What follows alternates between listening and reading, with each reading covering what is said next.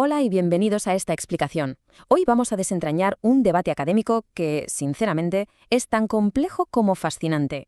Gira en torno a la teoría económica de Karl Marx y concretamente a ese salto teórico tan debatido, la transformación conceptual del valor de mercado en lo que llamamos precio de producción. Para guiarnos por este laberinto, nos vamos a apoyar en una investigación espectacular y súper rigurosa de Gustavo Indart, publicada en la revista History of Political Economy. Este es uno de esos temas donde un simple paso en falso metodológico hace que todo el castillo de naipes económicos se venga abajo, así que veamos exactamente dónde se suele meter la pata.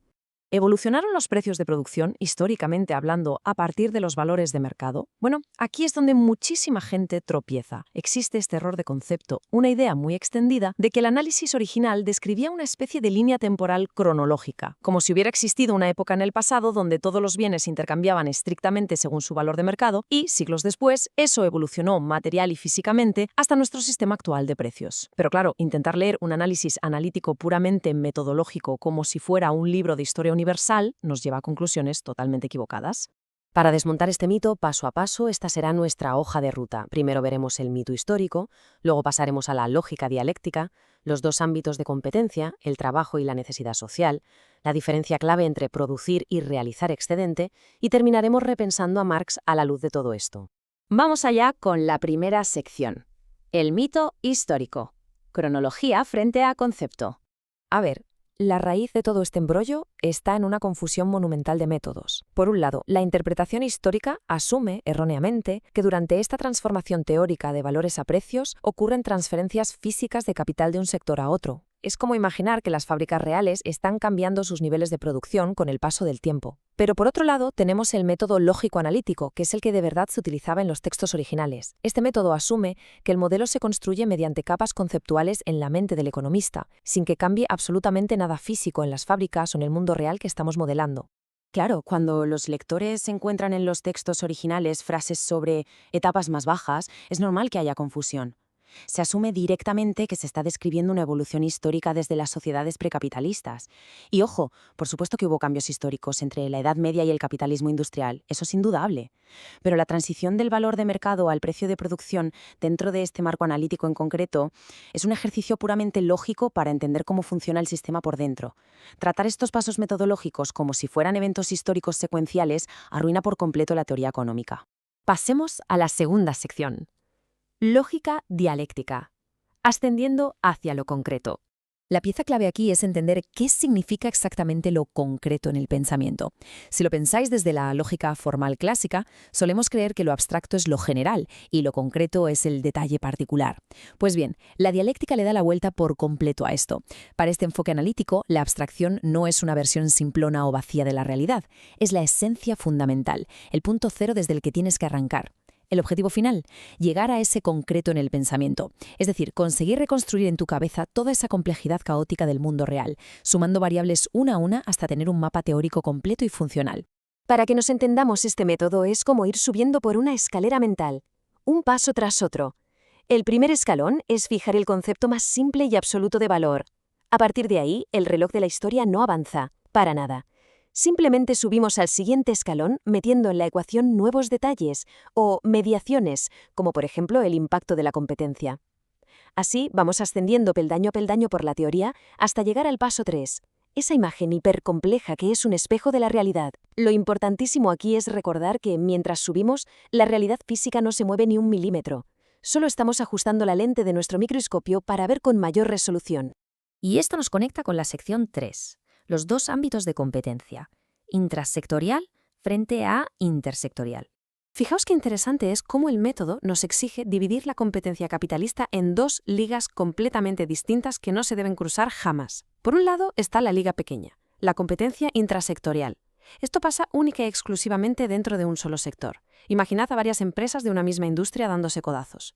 Eso promedia sus costes y crea un único valor y precio de mercado. Y luego está la primera división, el estadio gigante, la competencia intersectorial. Aquí es donde los grandes capitales huyen de los sectores que no dan dinero y viajan por toda la economía buscando maximizar beneficios, igualando las tasas y creando, en última instancia, los precios de producción definitivos. Entonces, ¿cuál es el gran tropiezo metodológico, el error fatal? Pues mezclar ambas ligas. Muchos analistas intentan meter en la ecuación la migración de capitales, que saltan de una industria a otra, justo en el momento en que el modelo todavía está congelado analizando los valores de mercado básicos dentro de un solo sector. Y no se puede. La lógica teórica exige que para entender matemáticamente los valores, cerremos temporalmente las fronteras de los sectores. El capital no puede andar saltando libremente de aquí para allá cuando solo estamos evaluando la arena pequeña. Comprender esta separación es lo único que evita que la teoría colapse. Vamos con la sección 4, trabajo y necesidad social, y el tremendo papel que juega la demanda. Durante muchísimo tiempo se ha simplificado este tema argumentando que el trabajo socialmente necesario se basa únicamente en la ingeniería, en un mero promedio técnico de cuánto tarda una máquina en fabricar algo. Pero, un momento, ¿qué pasa si ignoramos una variable fundamental? Cuando subimos un escalón en el análisis conceptual, resulta que es la necesidad social, la propia demanda del mercado, la que dicta las normas. La sociedad tiene una fuerza laboral limitada, o sea, por muy rápida que sea tu fábrica produciendo algo, el trabajo necesario está atado de pies y manos a la necesidad social total que la comunidad tiene de ese producto en particular.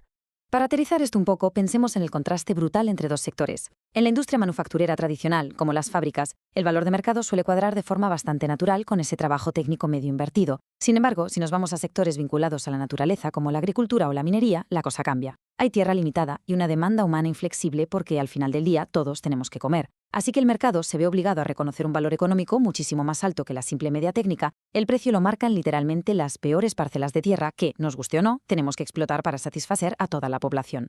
Y esta asimetría nos regala un concepto intelectualmente fascinante, el falso valor social. Resulta que la sociedad acaba pagando un valor que supera matemáticamente las horas reales de trabajo que se requirieron para esa producción agrícola. Y aquí está la belleza de este análisis lógico. Esta riqueza extra no surge porque el sector agrícola le esté robando beneficios a la industria con movimientos de capital mágicos. No. Emerge intrínseca internamente como una necesidad conceptual pura de nivelación, provocada por la propia renta y la escasez de las tierras.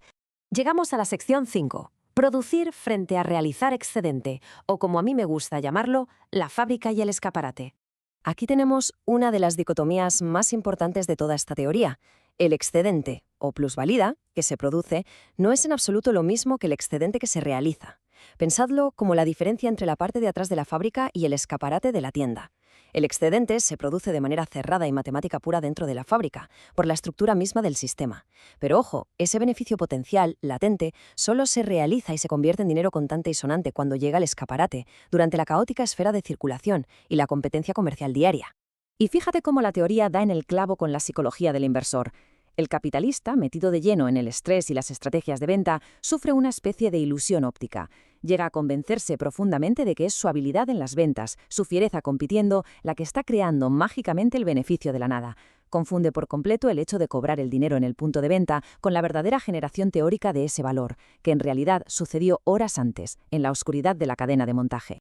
Precisamente por eso, para que las matemáticas nos cuadren y no caigamos en esos espejismos comerciales, la verdadera tasa de explotación, el ratio entre el excedente creado y los salarios, se tiene que fijar mucho antes en nuestro modelo analítico. No son las tácticas de los directores de ventas las que nivelan el beneficio base, es la cruda competencia entre los propios trabajadores ajustando sus condiciones laborales. Por tanto, este índice es un bloque de cemento, una constante inamovible que se establece teóricamente antes incluso de hablar de la formación de los precios. Es un pilar innegociable. Y finalmente, sección 6, repensando a Marx. Las grandes conclusiones del método lógico. Recapitulando un poco, las lecciones analíticas que sacamos son de un impacto tremendo. Seguir abordando este debate como un cuento cronológico de cómo evolucionaron los precios a lo largo de los siglos es ir directos hacia un callejón sin salida. El verdadero poder de todo esto radica en su arquitectura lógica y abstracta. Tenemos que grabarnos que las fábricas físicas no cambian su producción mientras nosotros jugamos con las variables teóricas en la pizarra y que mezclar las diferentes ligas de competencia rompe todo el análisis. Separar de forma quirúrgica el nacimiento del valor en la fábrica de su venta posterior en el mercado es el verdadero faro que nos permite navegar por estos conceptos tan densos de una manera completamente coherente. Y para cerrar, como el objetivo de una buena explicación es dejaros con la cabeza dando vueltas, os lanzo 3 preguntas provocativas para el debate. Primero, sabiendo todo esto, ¿por qué seguimos empeñados hoy en día en ver fluir el capital sin restricciones cuando intentamos modelar valores puros? Segundo, ¿cuánto cambia nuestra percepción del campo frente a la industria cuando entendemos que ese falso valor social no nace de eficiencias técnicas, sino de puras rigideces y necesidades sociales? Y por último, imaginad qué pasaría en los análisis financieros actuales si evaluáramos rigurosamente la diferencia abismal entre lo que se crea con esfuerzo en la fábrica y el simple pelotazo monetario que se logra arrebatar compitiendo en un escaparate. Espero que este análisis haya encendido vuestra curiosidad intelectual. Ha sido un auténtico placer explorar estos conceptos. Hasta la próxima.